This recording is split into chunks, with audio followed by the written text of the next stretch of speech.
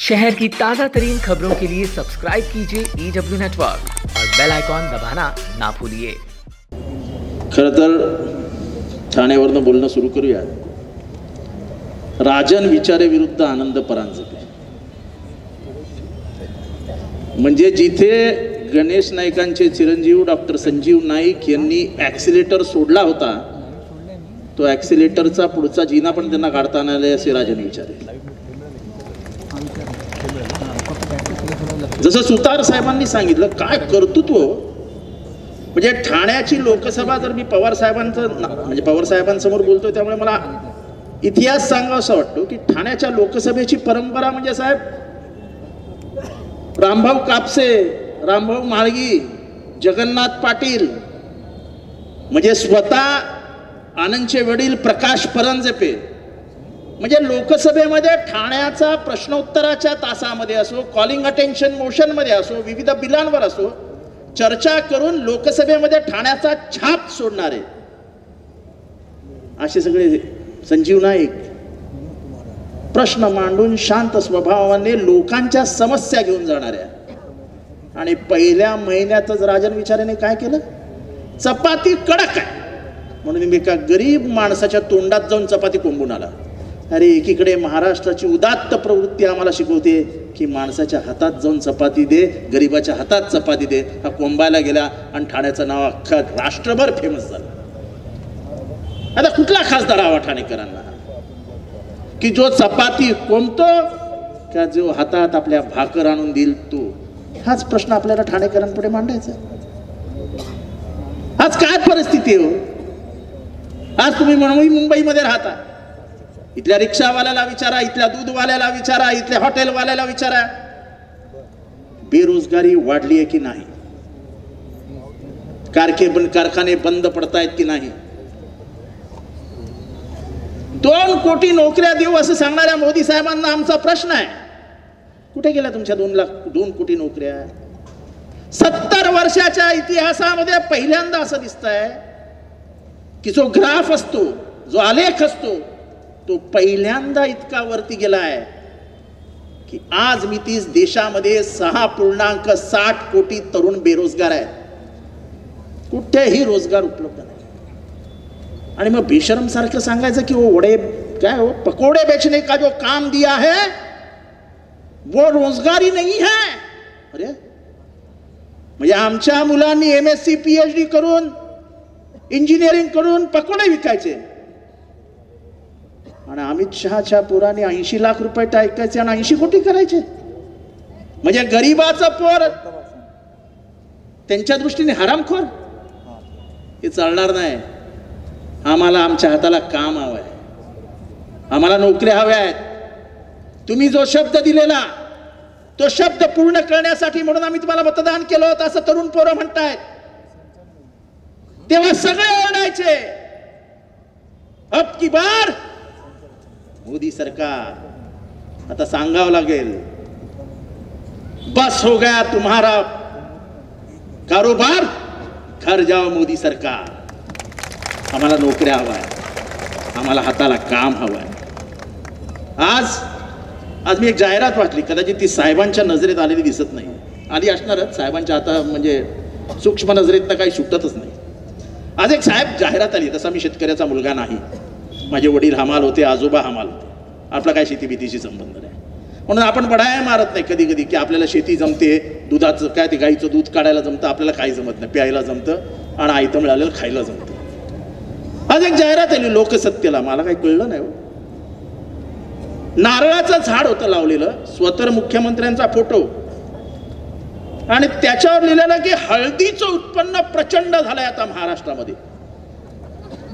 सहज मला सुचलं की महाराष्ट्रामध्ये नवीन शेतकरी पैदा झालाय, तो म्हणतो लाव नारळ घे हळद। वा, काय महाराष्ट्र प्रगती करतोय।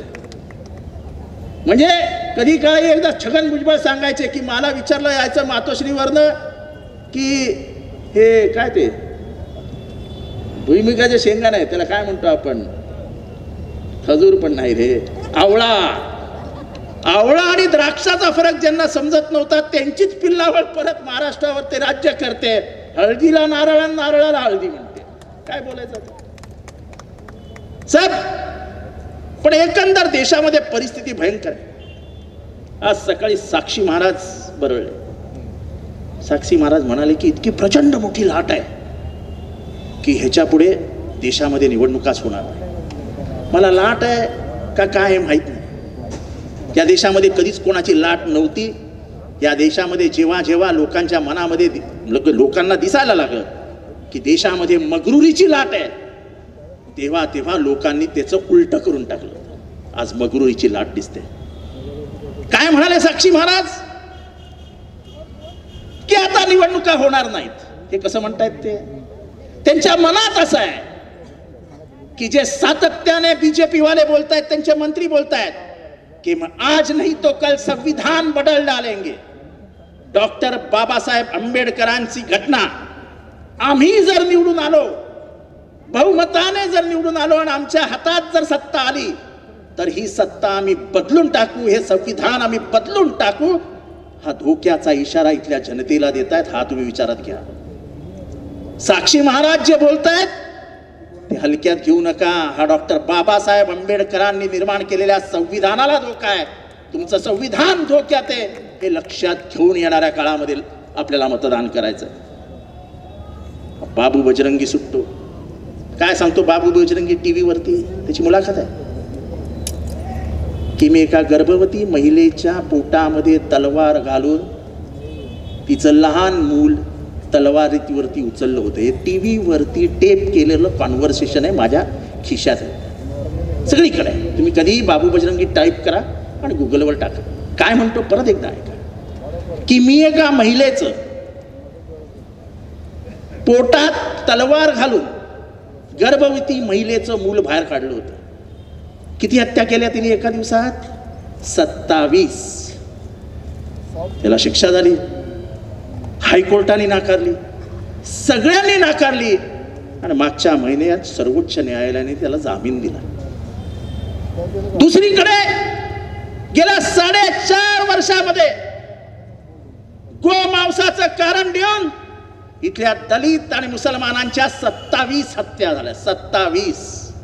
अखलाक हरियाणाच्या दादरीमध्ये झालेली हत्या, ज्याचा बाप म्हणजे ज्याचा पोरगा सीमेवरती तुमच्या माझ्यासाठी पाकिस्तानच्या सैन्यापुढे छाताड उघडं करून लढतोय, त्याचा पोरगा, त्याचा बाप घरात बसला होता. बाहेर बोलवला, त्याला सांगितलं तुम्हारे घर में बड़े के घोष की बदबू आ रही है, आणि त्याला इतका मारला की तो जागच्या जागी मेला. जुनैद, मां ने दिए हुए पैसे, बेटा दिल्ली जाता है, ईद के लिए मां के लिए कुछ साड़ी लेके आता है, बहन भाई के लिए कपड़े लेके आता है, ट्रेन में उसको पकड़ा जाता है, उसका धर्म पूछा जाता है, मार मार के उसको ट्रेन के बाहर फेंक दिया जाता है. और ईद के दिन जब लोग ईदी बांट रहे थे, उसके मां के हाथ में जुनैद की लाश आई. 27 लोग मारे आपने, और बीच में तो आतंक हो गया. बुलंदशहर में दंगा किया गया. वो दंगा नहीं था. मैं जिम्मेदारी के साथ बोल रहा हूं कि उनको सुबोध सिंह की हत्या करनी थी. जो सुबोध सिंह अखलाक की हत्या का तलाश कर रहा था. सुबोध सिंह वो आदमी था जो जिम्मेदारी के साथ कानून को हाथ में लेते हुए कानून के माध्यम से अखलाक के हत्यारों को फांसी तक ले जाता. ये सरकार की साजिश थी कि सुबोध सिंह जगह पे बुलाया गया, 4 गोलियों की आवाज आई और बाद में पता चला कि सुबोध सिंह मारा गया. ये मैं नहीं कह रहा हूं, उसकी बहन ने यह दावा किया. उसके बहन ने जब टीवी पे रोते रोते बयान दिया तो उसके बहन ने कहा की माझा भाऊ खूप प्रामाणिक होता, त्याची किंमत त्याला मोजावी लागली, त्याने अखलाकच्या मारेकऱ्यांना फासापर्यंत पोहोचवला असता आणि त्याच्यासाठीच त्याची हत्या झाली. त्याच्या जेव्हा पोराला विचारण्यात आलं तेव्हा पोरगा म्हणाला की माझ्या वडिलांनी एकच सांगितलेलं, बेटा या जगामध्ये जात धर्म कुठलाही नाही, धर्म तुझा आणि माझा एकच आहे, तो म्हणजे माणुसकीचं नातं जप, बाकी कुठलंही धर्म कधीही कामाला येत नाही. हे सुबोध सिंगचे वाक्य आहेत, ज्याचा मर्डर झाला बुलंदशहरमध्ये. अशी परिस्थिती या देशामध्ये. ह्याच्यामध्ये कुठेही आपल्याला कधीही मोदी साहेबांचं विधान ऐकू आलं की बाबांनो हे थांबवा? कारण का या सगळ्याला फूसच मोदी साहेबांची होती. देशामधला अस्वस्थता हेच त्यांच्या राजकीय सरीपटावरचे डाव जिंकण्याचं एकमेव साधन आहे. देशाला कायम अस्वस्थ ठेवायचं, देशाला कायम असं गोंधळाच्या वातावरणात ठेवायचं. आज मी सकाळी मोदी साहेबांचं भाषण ऐकलं. साहेब, मोदी साहेब म्हणतात की मसूद अझहरला काँग्रेसने सोडला. साहेब, आपण तेव्हा माझ्या अंदाजाने विरोधी पक्ष नेते होतात. मसूद अझहरला सोडतानाचा अजित डोवलचा फोटो आहे काबूलला गेलेला. म्हणजे मी आत्ताच ट्विट केलं सकाळी की कदाचित असं असू शकेल की डिमेन्शिया झालेल्या अमित शहांना असं वाटत असेल की मसूद अझहरला पकडला वल्लभभाई पटेलांनी, नेहरूंनी सोडला आणि गोळवळकरांनी विरोध केला. त्या काळचा मसूद अझहर असेल. पण ज्या मसूद अझहरला बीजेपीने सोडला त्याच मसूद अझहरनी उपकाराची परतफेड केली आणि पुलवामा घडून आणला. जबाबदारी बीजेपीची आहे की नाही आहे? या देशामध्ये अफजल गुरुला फाशी काँग्रेसवाल्यांनी दिली तेव्हा साहेब मंत्री होते. या देशामध्ये कसाबला फाशी दिली तेव्हा साहेब मंत्री होते. आणि या देशामध्ये तुम्ही मसूद अझहरला सोडलात तेव्हा सरकार तुमचं होतं. अतिरेक्यांचा जेव्हा संबंध येतो तेव्हा आम्ही राजकारण करत नाही, हे काँग्रेसचे आणि राष्ट्रवादी काँग्रेसचे विचार आहे. पण 26/11 जेव्हा इथे हल्ला झाला साहेब, तेव्हा माननीय मोदी साहेब मुख्यमंत्री होते, पाटील साहेब आपण होतात, आणि प्रत्येक हॉटेलच्या बाहेर जाऊन मोदी साहेब मुलाखत द्यायचे की ये क्या हो रहा है. आणि त्यांचं एक भाषण माझ्याकडे यायचे, कधीतरी मी साहेबांना दाखवीन, की त्यांना एक प्रश्न विचारला गेला कि अगर तुम प्रधान होते, अगर तुम मिस महाराष्ट्र के प्रमुख होते तो आप क्या करते? तुम्हाला आश्चर्य वाटेल हे उत्तर ऐकून. एक मुख्यमंत्री म्हणतात दुसऱ्या राज्यात येऊन कि मैं वो ही करता जो मैंने 2002 में कर दिखाया था. इसका मतलब क्या है? इसका मतलब है कि जो मानव सौहार्द गोधरा के बाद किया था वो मैंने किया था, और 26/11 को अगर मैं महाराष्ट्र का प्रधान रहता तो मैं वही मानव सौहार्द करता जो मैंने गोधरा में कर दिखाया था. हम तो गांधी जी को मानने वाले हैं, हम तो गांधी जी को मानते हैं, उनकी विचारधारा मानते हैं. गांधी जी ने हमको बताया था कि आंख के बदले में आंख मांगोगे तो एक दिन ये दुनिया अंधी हो जाएगी. हमें वो दुनिया नहीं चाहिए. हमें शांति और अमन, ये अमन पसंद लोगों का भारत है, ये बुद्ध का भारत है. हमें युद्ध नहीं चाहिए. ये भारत की पुकार है, ये मेरी नहीं है. और इसलिए भाई और बहनों, ये लड़ाई ये सिर्फ मोदी और तुम्हारी मेरी नहीं है, ये संविधान की लढाई आहे. संविधान तुम्हाला मला काय सांगतं की हे संविधान तुम्ही मला दिलंय.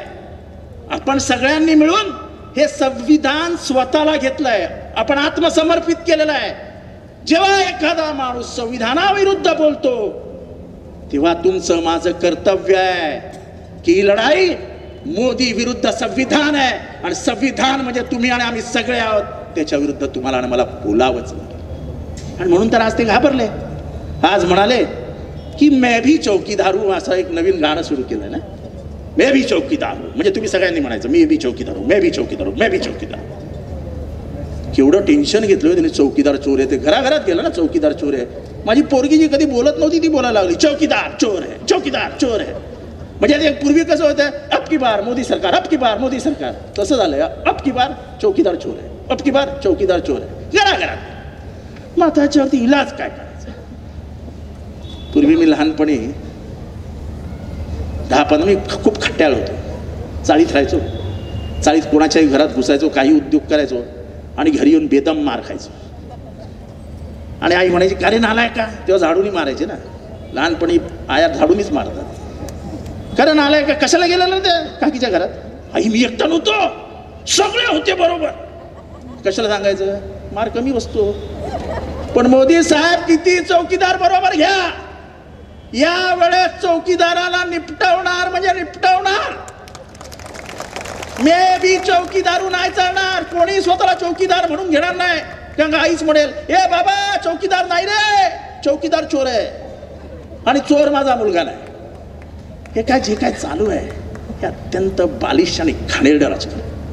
मी आजपर्यंत 35 वर्षाच्या माझ्या राजकीय जीवनामध्ये एवढे कमरेखालचे वार कधीही बघितले नव्हते. मी बाळासाहेब ठाकरेंना पवार साहेबांविरुद्ध बोलताना बघितलं, पवार साहेबांना बाळासाहेब ठाकरेंविरुद्ध बोलताना बघितलं, पण वैयक्तिक द्वेष या राजकारणामध्ये आपल्याला कधीही आला नाही. बावखळेश्वरला जे झालं तो गणेश नाईक साहेब व्यक्तिगत द्वेष होता.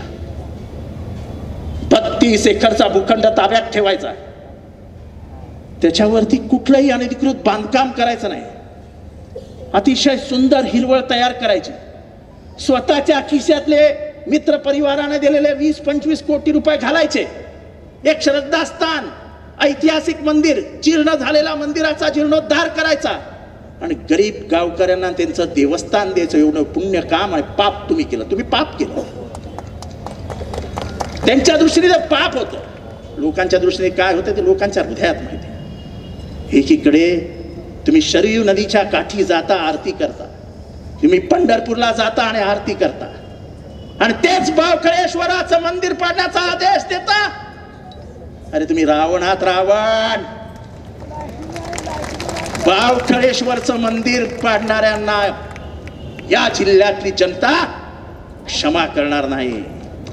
ते अंबरनाथचं मंदिर असो, ते बावखळेश्वरचं मंदिर असो, पण इथला सर्वसामान्य माणूस श्रद्धेने ज्याच्या पुढे लीन व्हायचा, ज्या मंदिरात जाऊन आपल्या आया बहिणींसाठी नवस मागायचा, तो नवसाला पावणारा बावखळेश्वर तुम्ही आमच्या मंदिरात काढून फेकून दिलात. ठीक आहे, तुम्हाला भावलं, पण तो बावखळेश्वर आमच्या हृदयात आहे आणि मतांच्या रूपाने हा बावखळेश्वर बाहेर पडेल हे आज आम्ही उद्धव ठाकरेंना सांगू इच्छितो. आज मला एक कविता सुचली साहेब, चौकीदार भाग गयावरनं भाषण आटपतो घेतोय. मल्ल्या नीरव भाग गए, मल्ल्या नीरव भाग गए, मेहुल रिश्तेदार है, यही सच है की चोर देश का चौकीदार है. तुम्ही काही आम्हाला नातेगोती सांगू नका, तुमच्या नातेवाईकच पळून जात आहे. आणि ते जाता जाता साहेब तुम्हाला एक महत्त्वाचं बोलून जायचं आहे. ते म्हणजे 2 महत्त्वाच्या गोष्टी या आठवड्यात घडल्या. एक म्हणजे रेल्वेचा पूल पडला. आता लोक पुलावरनं जात नाही. जयंत पाटील साहेब आज व्हिडिओ बघितला, एकही माणूस मुंबईत रेल्वे ब्रिजेस चढत नाही आहे. लोक रेल्वे क्रॉस करतायत, ते काय असतं ना, ते काय डिवायडरवरनं ओलांडतायत आणि टी व्हीवर दाखवत आहेत की नाही रे टी व्हीवाल्यांनो. लोकांच्या मनात भीती बसली आहे की आता पुलावर चढायचं का नाही चढायचं. आणि काल पवार साहेबांनी कोपरी ब्रिज काढला. साहेब कोपरी ब्रिज 5/11/2015 पत्र आलं रेल्वेचं. काय पत्र आलं की हा खतरनाक आहे आणि हा कधीही पडू शकतो. हे पत्र आहे माझ्या हातात, पवार साहेबांना काल मिळालेलं. हा कधीही पडू शकतो. कोपरी ब्रिज हा अत्यंत महत्त्वाचा आहे. वरनं नाशिक उत्तरेकडे जाणारे सर्व ट्रॅफिक आणि खालनं रेल्वे गाड्या. म्हणजे एखादा ॲक्सिडेंट झाला तर कमीत कमी 500 लोक गेली म्हणून समजा. निवडणुकी जिंकण्यासाठी नरबळींचं काम आहे की काय असा तर मला शंका यायला लागली. म्हणजे साधे ब्रिजही सुरक्षित नाही. ऑडिट करणारा कोणतरी बाळासाहेब देसाई वनरूम किचन मध्ये ऑफिस आहे म्हणतात आणि जयंत पाटील साहेब त्याला काळ्या यादीत टाकला. काय मोठं काम केलं उद्धव ठाकरेंनी आणि त्या अजय मेहतानी काळ्या यादीत. साहेब तुम्हाला सत्य परिस्थिती सांगतो, मुंबई महानगरपालिकेने रस्ते घोटाळा जो हायकोर्टाने काढलाय त्याची चौकशी केली. 6 कॉन्ट्रॅक्टर पकडले. त्याच्यातला सर्वात मोठा कॉन्ट्रॅक्टर जयकुमार, दुसरा मोठा कॉन्ट्रॅक्टर NP शहा. आनंदला सगळं माहिती NP शहाबद्दल. आम्ही विधानसभेत विचारलं पवार साहेब की यांना काळ्या यादीत टाकलंय, आता यांना कुठलं काम मिळणार का. नाही म्हणाले, कुठलंही काम यांना याच्या पुढे देणार नाही. दुसऱ्या महिन्यात 60,000 कोटी रुपयाचं मेट्रोचं काम जेवीला व्हायला मिळालं जयकुमारला.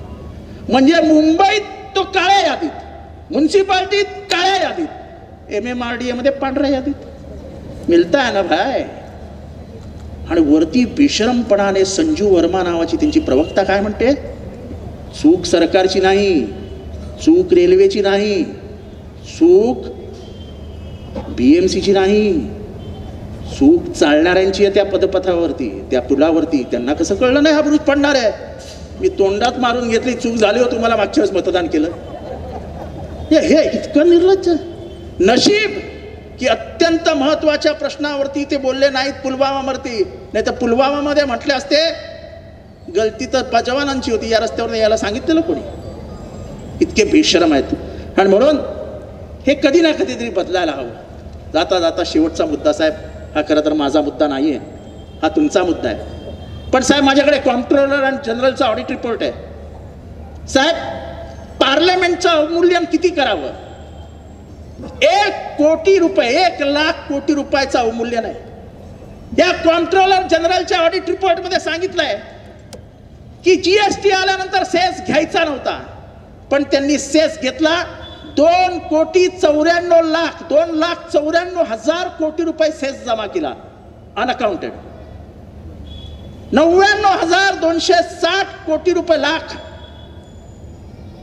कोटी रुपये दुसऱ्यातनं जमा झाले, त्याचा ऑडिट नाही. आणि या कशालाही पार्लमेंटची परमिशन नाही. हा ऑडिट रिपोर्ट माझ्या हातात आहे. खरं तर माझा काय राज्यसभा लोकसभेचा संबंध नाही, पण आज सकाळी दिल्लीच्या एका मित्राने पाठवला. हा कॉम्प्ट्रोलरचा रिपोर्ट आहे.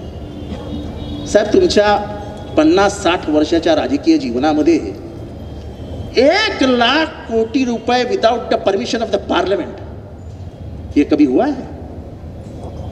संसद का हो रहा अवमूल्यन, क्या ये देश को खतरा नहीं है? आपल्या संसदीय लोकशाहीची परंपरा मोडीत करण्याचा त्यांचा डाव नाही आहे. आणि म्हणून तुमची माझी लोकशाही, तुमचं माझं स्वातंत्र्य, तुमचं माझं संविधान, तुमचे माझे अधिकार धोक्यात असताना कार्यकर्ते शांत बसू शकत नाही. तुम्हीच सैनिक आहात उद्याच्या लढाईतले. ही लढाई तुमच्या माझ्या स्वातंत्र्यासाठी, दुसरी स्वातंत्र्याची लढाई सुरू झालेली आहे. इतका खतरनाक माहोल तर इमर्जन्सीत पण नव्हता. पाहिजे त्याला पाहिजे तेव्हा घरी बसवतात. तेव्हा एवढीच विनंती करतो की एक सुशिक्षित उमेदवार, एक चांगला हुशार उमेदवार असे 2 कल्याणला नवी मुंबईला दिलेले आहेत. माननीय गणेश नाईकांच्या नेतृत्वाखाली पुढची 15 वर्ष हा जिल्हा ताब्यात ठेवण्याची तयारी सुरू करूया. या दोन्ही उमेदवारांना प्रचंड बहुमताने निवडून आणूया. पवार साहेबांचे हात दिल्लीत बळकट करूया आणि पुरोगामी महाराष्ट्राला वाचूया. एवढंच या ठिकाणी बोलतो, रजा घेतो. जय हिंद, जय महाराष्ट्र, जय भीम.